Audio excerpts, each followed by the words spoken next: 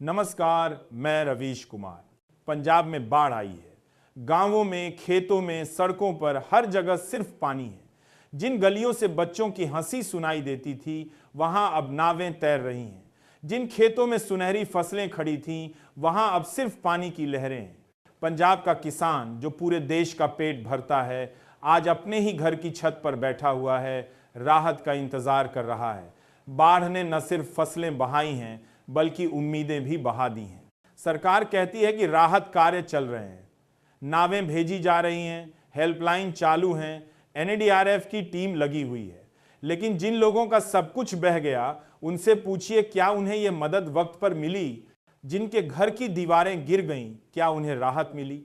BJP और अन्य दलों की राजनीति इस बाढ़ के पानी में भी तैर रही है। कोई कहता है कि हमने इतना मुआवजा घोषित किया, कोई कहता है कि केंद्र ने तुरंत मदद भेज दी। कैमरों के सामने रबर की नाव में बैठकर मुआयना करना आसान है, लेकिन जिन परिवारों को 3-3 दिन से सूखी रोटी तक नसीब नहीं हुई, उनके लिए राजनीति के ये बयान क्या मायने रखते हैं? जी देखिए, ये बाढ़ सिर्फ पानी नहीं लाती, यह हमारी व्यवस्था की नाकामी को भी उजागर करती है। हर साल बाढ़ आती है, हर साल राहत के नाम पर वादे होते हैं और हर साल किसान, मजदूर और गरीब इंसान अपने हाल पर छोड़ दिए जाते हैं। सवाल यह है कि आखिर क्यों हम हर साल वही तस्वीर देखते हैं? क्या पंजाब में बाढ़ नई आई है?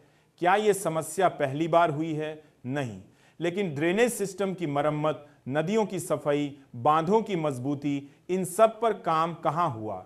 जब तक बाढ़ नहीं आती, तब तक इन मुद्दों पर राजनीति चुप रहती है, और जब बाढ़ आती है तो वही राजनीति कैमरों के सामने खड़ी हो जाती है।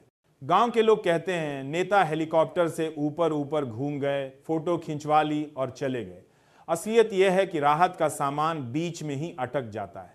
कहीं वितरण की राजनीति होती है, कहीं स्थानीय स्तर पर भ्रष्टाचार, और सबसे बड़ा सवाल यह है कि जब पंजाब जैसे राज्य में, जहां खेती जीवन का आधार है, वहां बाढ़ आती है, तो क्या यह सिर्फ किसानों की समस्या है? नहीं, यह पूरे देश की समस्या है। क्योंकि जब पंजाब का किसान डूबेगा तो देश की अन्न की थाली भी खाली होगी। टीवी चैनलों पर आप देखेंगे कि यह सब एक प्राकृतिक आपदा है, मगर क्या यह पूरी सच्चाई है, या फिर यह भी एक प्रशासनिक विफलता है?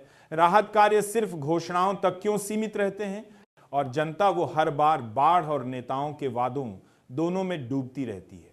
आज पंजाब का किसान, मजदूर, मजदूर की बेटी, किसान का बेटा, सब इस बाढ़ से लड़ रहे हैं। लेकिन वो बाढ़ सिर्फ पानी की नहीं है, वो बाढ़ है बेरुखी की, लापरवाही की और राजनीति की। सवाल यही है, क्या इस बार भी सब भूल जाएगा?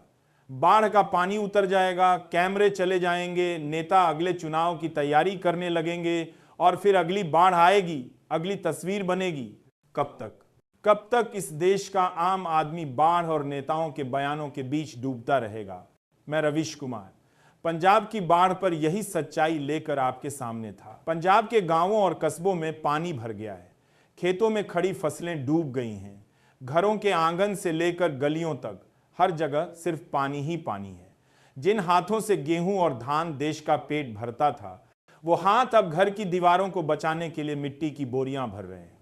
सरकारें कहती हैं कि राहत और बचाव के इंतजाम हो रहे हैं, मगर सवाल यह है कि जिन लोगों के घर बह गए, जिनकी रोजी रोटी बाढ़ के पानी में समा गई, उन्हें मदद कब मिलेगी?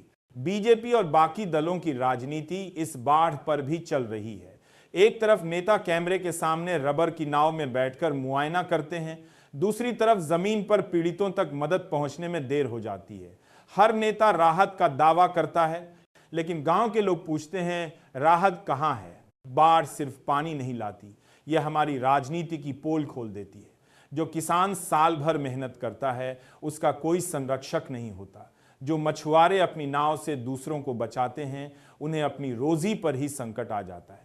टीवी चैनल पर आप देखेंगे कि यह सब सिर्फ एक प्राकृतिक आपदा है, मगर असली सवाल यह है कि हर साल बाढ़ आने के बावजूद क्यों नहीं कोई ठोस इंतजाम होता?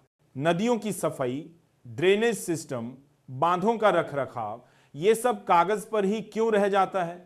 और राजनीति बाढ़ को भी वोट में बदलने की कोशिश करती है। कोई दल कहेगा कि हमने मुआवजे का ऐलान कर दिया, कोई कहेगा कि हमारी सरकार न होती तो हालात और बिगड़ जाते, लेकिन इन जुमलों से पेट नहीं भरता, टूटी छत की मरम्मत नहीं होती। पंजाब का किसान और मजदूर बाढ़ से भी लड़ रहा है और सरकारों की बेरुखी से भी।